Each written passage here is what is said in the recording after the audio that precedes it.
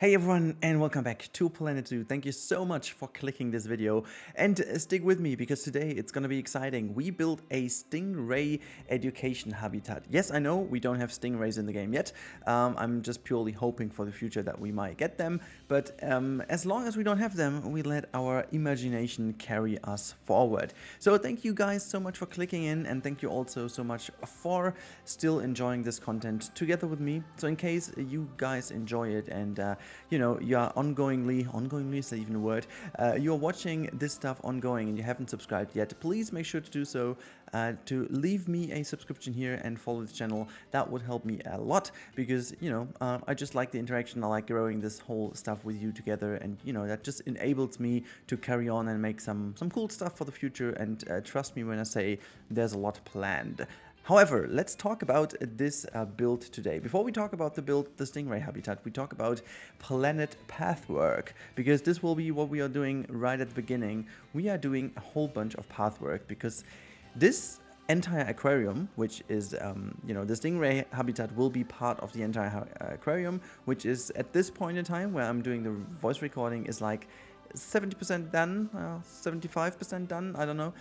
It's quite, you know, it's quite good. So in case you guys follow me on Twitch, you will be seeing that a little bit more in the upcoming days. On Monday I will stream again, and maybe also on the weekend, I don't know yet when exactly, but I will carry on doing this. The main idea about this entire build was to have like a story that you go through this aquarium with a few more stops than only one, but that it actually has like a route rather than you can go everywhere. So in case you go into the aquarium, you follow a one-way direction, and therefore I needed to create this little pathwork over here, you know, in a certain way that it works this way, but we still have some you know, crowd management going on and some security. But can you really tell from this frame over here that there is a certain you know, logic to it, even though it just took some time until I was really happy with it. But this is also the reason why I looked so much into it. But yeah, there's quite a lot of stuff that is happening in today's episode, so I really hope that you help me watching through this episode, because while I'm doing the little blueprint for the actual facade of this aquarium, I am going to talk you through something that I recently figured. And, you know, YouTube is a weird place. I mean, we all can agree on that, I guess. And the one thing that's really important to YouTube in the last couple of months, I should say last year actually, is watch time. So watch time is the one key indicator to see if videos perform good or not. So in case you guys want to help me, and this is actually the worst thing to ask for, because I mean, you just watch what you watch, I guess, but in case you can, I would really love if you guys stick with me in the commentary, give me some watch time, even though you might just want to get a coffee or something, you know, at the same time, or you play yourself. I know a lot of people who do that, who just basically listen and just get a glimpse over of my builds. I'm really happy, and if you do this, you know, fully understandable. I do this at times myself, but yeah, leave me that watch time. That would help me a bunch to, you know, go back to the actual performance of the channel that we had before and just keep it growing, because again, this enables me to do stuff, and it sets me into position to have some talks with some other stuff, you know, other games and stuff in the future that I might want to cover, but, you know, without being in a certain size region, you don't really have the chance to.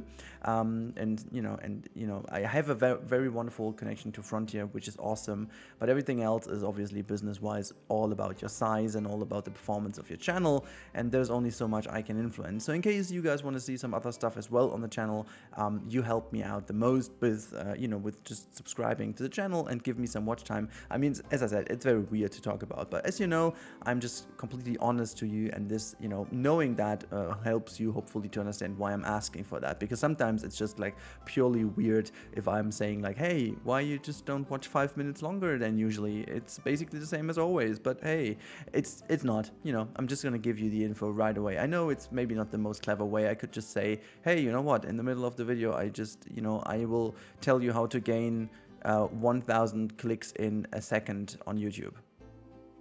I can't, but, you know, I could say, and then everyone would stick with me until this point and say, was a little joke, I didn't mean to, but yeah, you know, blah, whatever. I don't do this. Okay, now that out of the way, we are going to talk about this stingray pool over here, because I shared a screenshot of that in my YouTube community wall.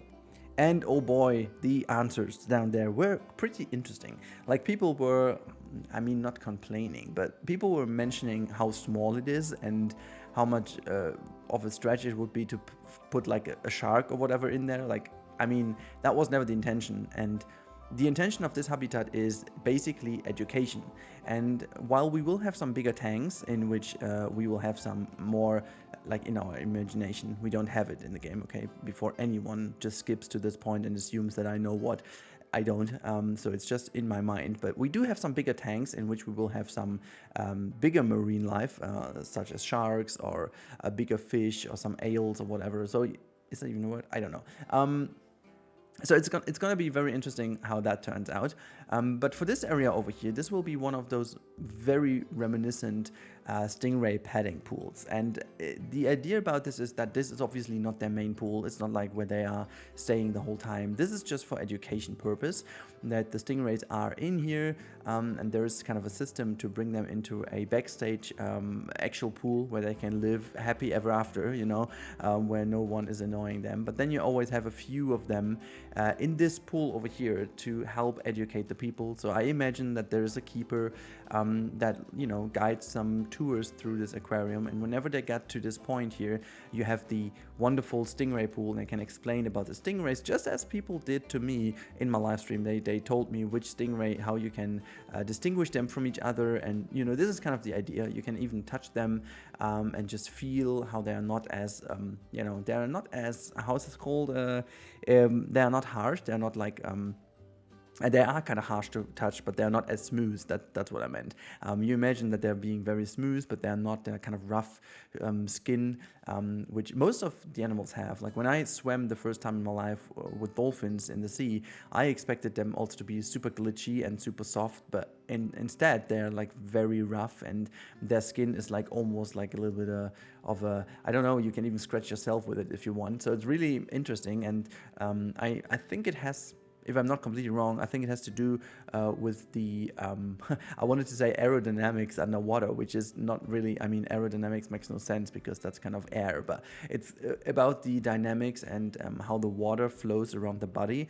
And if it's like super soft and glitchy, I think it's not as performant as if it is a little bit more rough, and the water can create some little flows, and these flows help the animals just to move a bit better in the water. I think something along the lines like that is the reason why. But it was super interesting, you know, and these kind of things are really the stuff that you might learn in this Stingray area. But you know, I'm already planning a little bit ahead.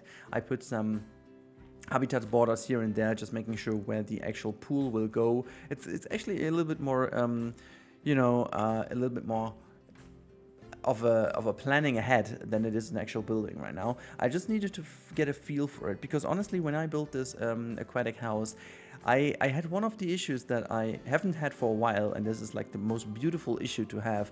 I had so many ideas, that I really had to find a way to bring them in without making this feel too cramped and too let's say staged in a way that it, you know, is kind of forced into it here. I didn't want to do this. I want to make this all feel organic and believable, and that's the main reason why I actually ended up doing this pool above the backstage area. And for those of you who are wondering, because many people ask me how I got the water on top, what I actually did, I put a very thin layer of terrain between this upper area and the staff buildings. Like, how you do this is pretty simple in the game. There is a certain restriction area around facilities, so where you just can't put any terrain, but obviously you can use the stamp tool to just find your way where the first little point is where you can have some terrain again. And once you find this point, you are just basically clicking the stamp tool once so that there's a little bit of terrain created, and then you basically change the stamp tool from adding to subtract terrain, and you just move that a little bit more up so that you have a very, very thin layer of terrain in between. You can make it actually super thin. It's like in-game wise less than a meter. It's like half a meter thin, which then is easy to cover up with some you know, plaster pieces or whatnot. So pretty simple. You can just easily, you know, do this, and then what you can actually do, you can basically put another habitat above it. So, you know, this is the little trick I used here. and in case you want to do this yourself, it's pretty simple. And in case you still don't know how to do it, just go for a tutorial on Paul's channel, because he covered them all, and he's got a tutorial which is, I think it's called like habitat stacking, or how to get a habitat above a habitat, and there he explains basically how you can use these stamp tools. Because in all honesty, I think I don't really have a tutorial on this specific thing, so in case you want to see that, make sure to jump over, and if you do so and you watch it, please let him know a who5 from me in the comments, so he knows that I sent you over, and just tell him that I forced you to, okay? So that's the big deal. Okay, anyways, now before we move on, here's my question of the day, so to say. Have you ever been to a aquarium that had like such a petting area where you get some education about the animals? And if so, which animal was it? Because if I remember correctly, I've been there plenty times, but I think Stingray is the only one I can really remember that definitely has been the one. I'm really thinking about if there was anything else, but I'm not really sure if there was.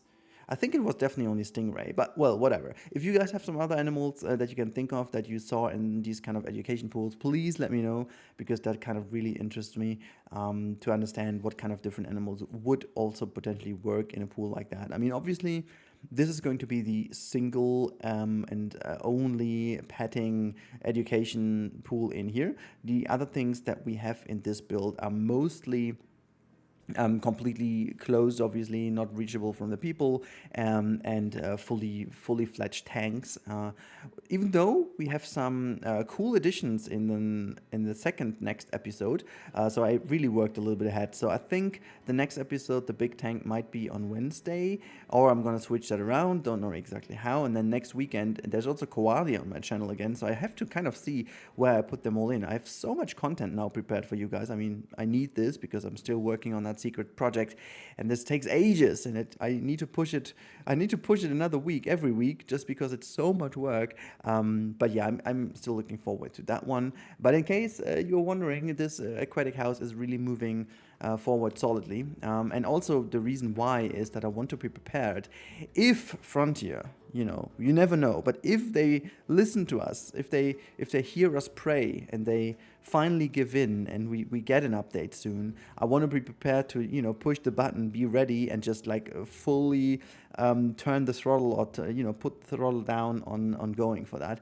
And in case they're doing something else, I want to be finished with this aquarium to not bother too much about it. And this is why I moved so much forward. However, now I have like 3 more episodes of this already recorded, which means I will now chill down a little bit and do something else first, just to get your feedback in as well.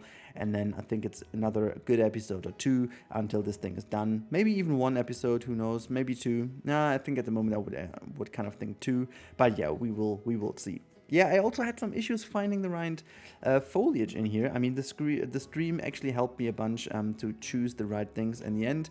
I kind of used also this little bubble machine here from the new enrichment items. I just loved it so much that we have some bubbles here, and then I put some stones in just as a little, I don't know, it could be a cool feature, I guess, in an aquatic house, to just have a little thing to look at and for the guest. And I don't know, yeah, I just a random little addition. And I thought, we could still use some palm trees, but I ended up putting some bracken in and stuff, just to keep it a bit more, true to Yosemite, if you will.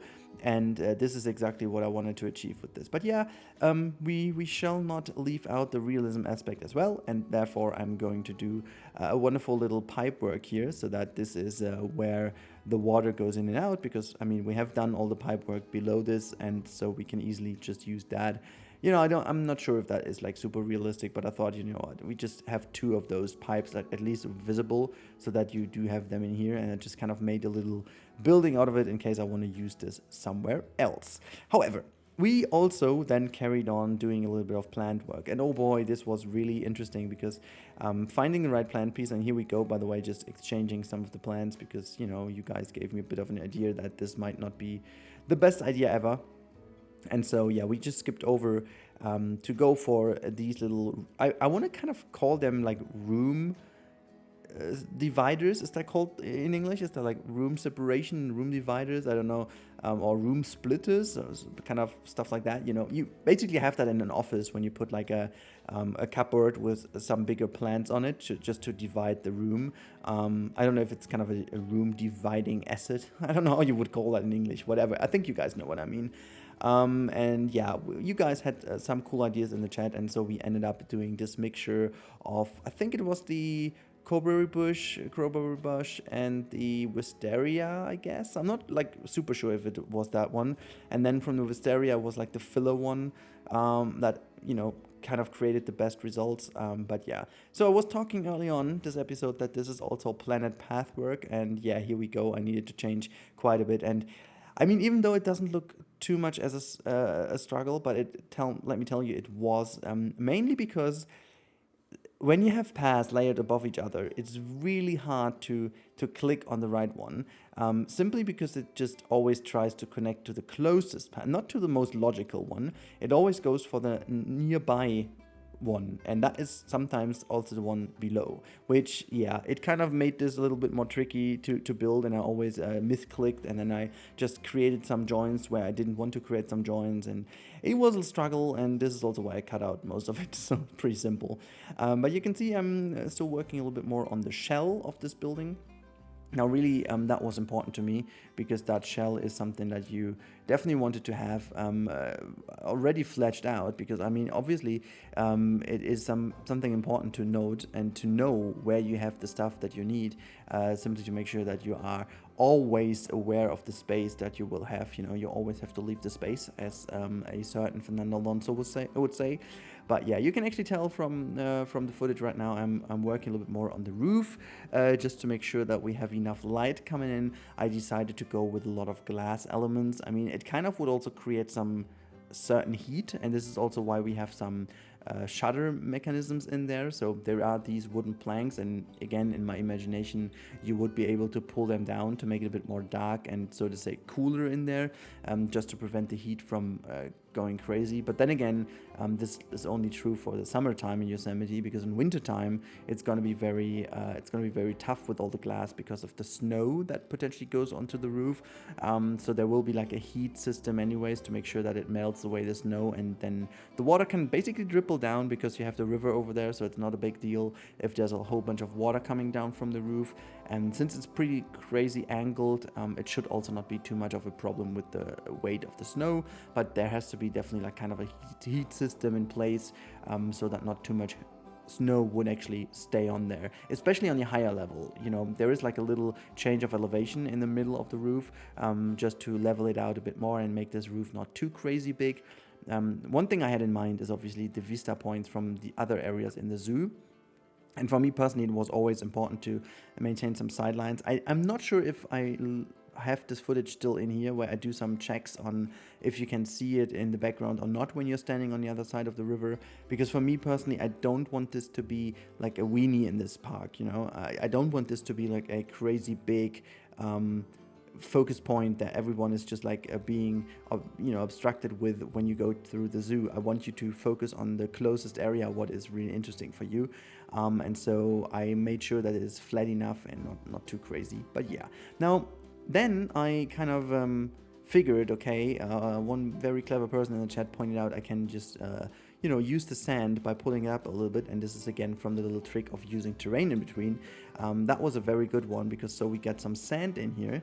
The chosen one does not appreciate, however we do appreciate, and we also make sure to really have a good little border going on, because like, I don't know, I just don't like the harsh cut between the plaster pieces on the ground and then the sand coming up. So I wanted to have something more believable, that you would put the sand actually in a separated area. So I just decided to put all the rocks around and, just have this. Because in fact, you have some of the stingrays and they need the sand to be hiding in. So some of them are really always like lurking in the sand. You can only see the eyes popping out, and then they completely vanish in the sand because of their coloration and their pattern. So it's really like a perfect mechanism to either go for prey, when they're like hunting, or actually to obviously hide away from actual predators. So that's a very clever thing that nature arranged there for them. And I kind of wanted to incorporate that here, obviously in this little build, but yeah, we are getting towards the end. And today I actually have 2 screenshots for you at the end. Yeah, I know, I don't know what's going on with me. I finally thought about making some screenshots. It might sound strange, so make sure to check this date in your calendars, because that's not gonna happen too often in the future, because I always tend to forget. Like whenever I'm in a rush and I'm just building a lot of stuff right after each other, I'm not stopping and I'm not doing these kind of screenshots in the meantime, and then so I just forget. By the way, this is the shutter mechanism at the top I was talking about, which you could then pull down, but whatever. I think it's just working the way it is. And then we're getting to the very end now. I really hope you guys enjoyed today's episode. Just a little reminder, if you do enjoy the content and you want to help me out, please consider subscribing if you haven't already, of course. And also make sure to check out the other videos that are available on the channel. But now, stay safe everyone, have a wonderful time, and I see you in the next one.